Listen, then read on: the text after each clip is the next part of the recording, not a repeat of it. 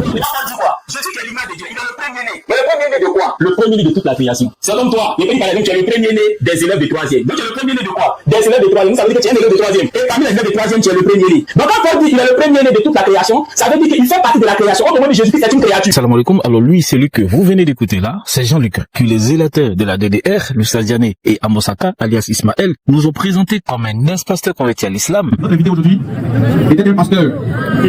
Et alhamdoulilah, il a mis notre invité vient de se convertir à l'islam.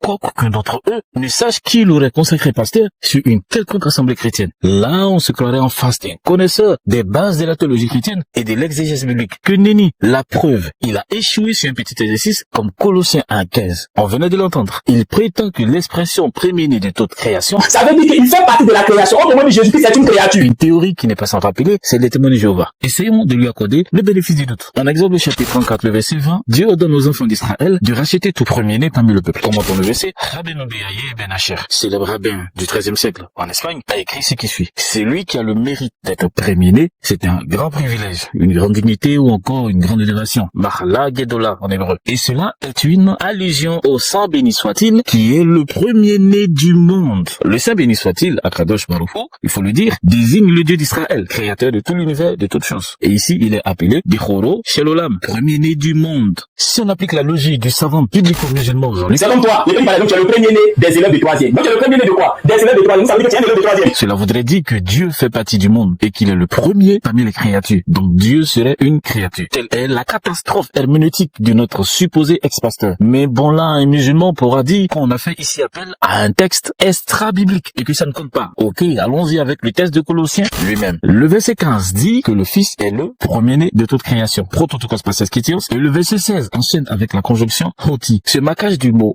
hoti juste après Prototokos passes Kytios est très important grammaticalement car il a une valeur causale et il introduit une proposition explicative. Autrement dit, le Fils est le premier-né de toute la création parce que c'est en lui, par lui et c'est pour lui que toutes choses ont été créées. Ici, on a une trinité d'arguments qui justifient le titre Prototokos passes Kytios. Et ce n'est pas tout. Le verset 17 précise qu'il existe avant toute chose. Le verbe grec estine, qui signifie être ou exister, conjugué au présent, marque l'antériorité temporelle du Fils par rapport à la création. Jésus existe déjà avant toute chose. Et ainsi, la causalité exprimée par Hoti au verset 16 indique que son statut de prototokos, premier-né, est expliqué par son rôle en tant que créateur et non parce qu'il aurait été le premier à être créé. Exactement le sens que recouvre l'expression de Choro Shelolam employée par Rabbeinu Beyaye comme on l'a vu précédemment. Que monsieur Jean-Luc vienne prendre des cours, c'est gratuit pour lui. Barakallahu fikum, assalamu alaikum.